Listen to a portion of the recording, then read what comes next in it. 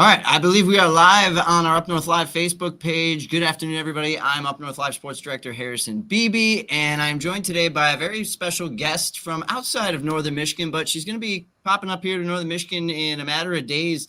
We got Sara Tisdale, the head lacrosse coach for the women's lacrosse program at Eastern Michigan University. And Sara, you're making waves across the sport of lacrosse.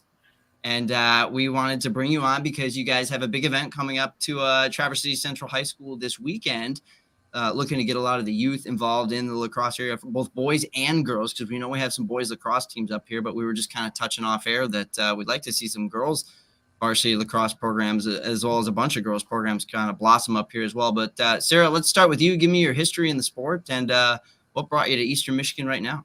Yeah, awesome. Appreciate the opportunity and looking forward to this weekend and being up in beautiful Northern Michigan. So my background is, kind of the right place, right time. So I'm from Michigan. I went to Waverly High School in Lansing. And so for me, I grew up and I was lucky enough to have a high school that had women's lacrosse. And so it was my high school history teacher, Bill Praler, who's a legend of the game, put a lacrosse stick in my hand. Growing up, just like a lot of Midwesterners, I played basketball, I played soccer. And so fortunately for me, Mr. Praler saw something in me and put a stick in my hand back in the late 90s. And so I've been playing lacrosse for a long time now and absolutely love the sport and feel that it brings together the best parts of so many sports: soccer, ice hockey, and basketball. And so, for me, the game is one that, teaches a lot of skill and finesse and really just is an exciting game to watch and certainly to play. So why Eastern Michigan? This is an exciting place where obviously adding women's lacrosse is just beginning, just a part of the really exciting growth that's going on here in Ypsilanti. And so really being a part of this Eagle family has been something that's been a great part of my career. And we're thrilled to be able to add lacrosse and grow within the MAC and the Mid-American Conference. Yeah, you've done this now for two MAC schools. You started, well, actually 3 schools overall, 2 MAC schools. There's a school in Illinois that you developed, Augustana, right? Am I saying that correct? Yep. Okay. You just told me a few minutes ago, but of course now the pressure's on being live with people on Facebook watching. That was in Illinois. You started up the program there. Then you went to Mount Pleasant and got the Chippewas lacrosse, female lacrosse program going. And now you're doing the same at EMU. So what really is the motivating factor to develop these programs from scratch to be big name college sports editions? Yeah, sure. Certainly wasn't my intention. I was a teacher for 4 years after graduating. And so still consider myself obviously to be a teacher and now a teacher of the game. And, I think starting women's lacrosse programs and starting programs in general at the NCAA level is really exciting because you're building the culture from the ground up. And I believe that's one of my strengths is really instituting a strong culture within programs, making sure our student athletes are true student athletes to where they're contributing and competing in the classroom just as much as they are on the field. And we really like to be strong members of our community and represent our universities very well. So to start a program, I think, is a big vision. And for me, it's doing it the right way, doing it with strong morals, strong ethics, and, competing at the highest level possible. So really looking to bring people in from across the country. That's been a hallmark of all 3 programs I've started. And, players on our roster currently are from San Diego, Miami, Minnesota, you name it. And so for some of them, coming to Eastern Michigan was the first time they ever came to the state of Michigan. And for a lot of them, they've visited some, the areas in and around Ypsilanti, but not many of them have been up to Traverse City and experienced the wonders that is Northern Michigan. Yeah, you mentioned before we started talking here that you're going to take them on a vicious dune climb, which for any athlete, Olympic or otherwise, can be a difficult task. So I'm sure going to get a nice wake-up call there, all before they have to do a clinic and some scrimmages on Sunday as well. We'll get into that in a second, but really more about the sport of lacrosse. I think a lot of people, there's still the reputation that it's an East Coast sport, and all those schools on the Atlantic seacoast there are kind of known for their lacrosse national championships and bringing up the sport, and the high schools and prep schools out there. So what is really kind of your goal with not only developing this at the college level, but then as we've seen throughout the MHSAA, more high school teams are popping up, boys and girls sides. And here in Northern Michigan, as we discussed earlier, we've got a handful of boys teams up here already. What is really your hope for the sport in 5, 10, 15 years down the road? I think a lot of people probably remember the boom that was soccer in the Midwest, right back in the 90s. And so we hope that lacrosse continues to grow, both from a television viewership experience and then also from, having sticks in young people's hands. And so when I played, there was only 32 girls lacrosse teams. So the growth that we've seen over the last 20 years has been tremendous here in the state of Michigan. No doubt it started out as an East Coast sport. Where we might see soccer fields all over the place as we're driving down the roads and seeing in community parks. And out east, there's definitely lacrosse fields just as much as there are soccer fields. And so we hope to start changing that trend a little bit and adding lacrosse goals onto soccer fields. Our sport is universal. It can be played on a high school football field. It can be played on a high school soccer field.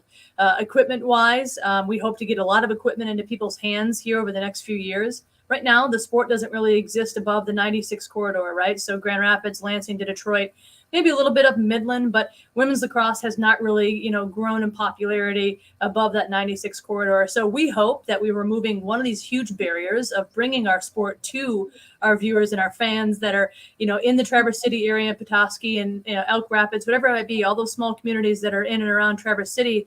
We hope that this game becomes accessible and something that's exciting for them. I alluded to this earlier, but I believe that women's lacrosse in particular combines the best parts of basketball, soccer, and ice hockey. So obviously we've got a lot of viewers, I'm sure, that love those three sports and can really identify with what their favorite thing is about those sports. If they come out and take a look at women's lacrosse, they're going to find a lot of those small pieces within our game that I think a lot of viewers will love. A lot of scoring, very fast play. It gets a little rough, and so you'll get some really tough plays out there too. Yeah, we don't wear pads. The guys wear pads, So for us, we're out there with just, a goggle that covers our eyes and protects our nose and a mouth guard, and that's it. And so you'll see a lot of really tough young women out there competing and playing at a really high level. So I think our game's exciting. We hope that it catches on. And like I said, we hope that by coming up to Northern Michigan, we remove that number one barrier of just lack of exposure to that game. Mm-hmm. And let's get right to it. This is the big event we're talking about this Sunday. It'll be at Traverse City Central High School. They have a new turf field. I'm assuming that's where this is going down, at their football practice field there by the track.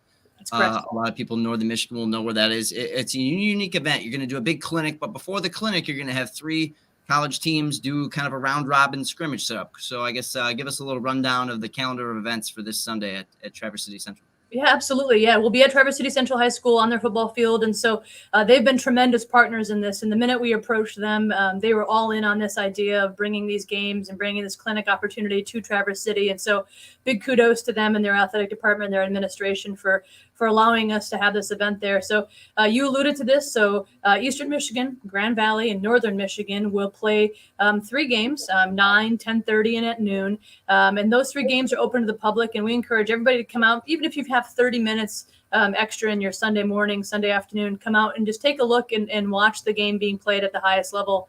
We hope that really excites people. And then maybe, the next time they see it on a network or they see it on TV, that they're more likely to watch. And so after that, at 1:15 p.m., we'll be hosting a free clinic. It's open to boys and girls, an 8th grade or younger.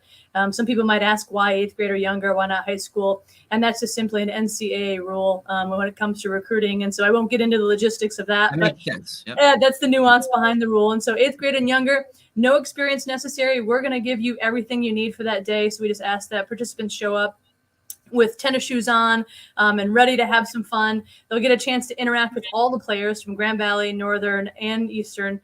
Just throw around, get really comfortable, have some fun, taking, shots on cage with all of our wonderful student athletes, and hopefully just really falling in love with the game like so many of us have. And how often have you done events like this where you kind of bring your teams around the state to kind of promote the sport? Yeah, this is the first one. And so we're really excited to hopefully kind of, kick this off and more people will follow in our footsteps. And so this is the first time this has been done with women's lacrosse. We hope to continue to come back to Traverse City and then maybe also grow the game into other areas of Michigan that aren't really known for lacrosse play. But we hope that this event really is the marquee event that people look forward to every fall. This is our non-championship segment, so these games don't count towards our record. These truly are just scrimmages, and so you'll see us really make some adjustments and figure out and learn about our teams just as much as people are learning about the sport of lacrosse as well. Because when is your season in the spring? We are, yeah. So our first game is actually February 9th, and we open up at Notre Dame.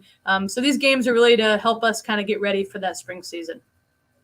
February 9th. That still sounds early to me for outdoors, but I suppose South Bend, maybe it's a little bit warmer than if you were up here on February 9th, you might disagree with this whole start the season. You know, we're really grateful for indoor domes at this point. So we're fortunate to have one. And so, yes, February, it's funny to think of us as a spring sport when you're playing in February and March, but, we'll get behind that school year. We all know you got to get it wrapped up. I remember getting out of school in late April, early May. So yep, you got it. What you got to do. Well, once again, we'll run down the timeline for you. I got the cheat sheet in front of me. Warm-ups are going to get started at 8 a.m. on Sunday. Eastern and Northern are going to meet up at 9 a.m. Eastern and Grand Valley will play at 10:30. Grand Valley and Northern, and then we'll wrap up the triple header scrimmages at noon, and then that free kids clinic. Can people get in for free to see the games? I might have missed 100%. that. Yep. Okay. And we'll have gear there too. You know, if somebody really wants to become a diehard, Eastern Michigan lacrosse fan, we'll have gear on site for sale as well. We really want to make this an experience where people leave feeling like they're part of our program, and that's something that we really, hold near and dear to our heart when we come and be part of these communities. That we want not only us to help expose the game, but we want to get to know the communities that we're a part of too. Small plug for all those businesses up there. We always eat locally whenever we go, and we are, dead set on exposing our players to the best parts of that state of Michigan. There are some quality gems up here. Yes, I'm sure you will stumble on those. And the best part is all of this will get done, wrap up about 2 o'clock. So that gives fans, if they want to torture themselves, plenty of time to venture home and see how the Lions are doing. I can take no credit for that. So, but yes, we hope that we can squeeze take 30 to 45 minutes out of people's Sundays. That'd be awesome. In my humble opinion, I'm the sports director here. I think that might be a good investment to step away from the TV just a little bit. Just tiny. I know that's tough. I have a fantasy football league myself. I know how excruciating it be, but we know how important the sport of lacrosse is across the country and how it's really bubbling up in enthusiasm here in Michigan and especially here in Northern Michigan. So we're excited for this event on Sunday. Once again, Traverse City Central, things kind of get going at 9 a.m. That free clinic will be at 1:15. 8th grade, younger, boys or girls, they will provide sticks. I just want you to wear a good pair of tennis shoes and get out there and learn more about the sport of lacrosse. Sarah, anything else you want to mention before we wrap up here? Yeah, we'd love for our fans and viewers to, follow us on our social media. Our Instagram handle is EMU_lacrosse, and then EMUeagles.com for any updates and exciting, pictures from the day, hopefully afterwards, really getting to know all the fans up there in that area. Awesome. Well, yeah, and thank you so much. I speak on behalf of Traverse. I went to Traverse City Central, so you're using my old campus for your first time event. That's a pretty cool thing, and we're excited to have you guys. So thanks so much for coming up. No doubt, and we're excited that that's setting the standard for the rest of these events, and really showcasing a great school district, and a great part of Michigan. All righty. Sara Tisdale, the head coach of the Eastern Michigan University women's lacrosse team. Thank you so much for a few minutes, and enjoy Northern Michigan this weekend. Yeah, thank you.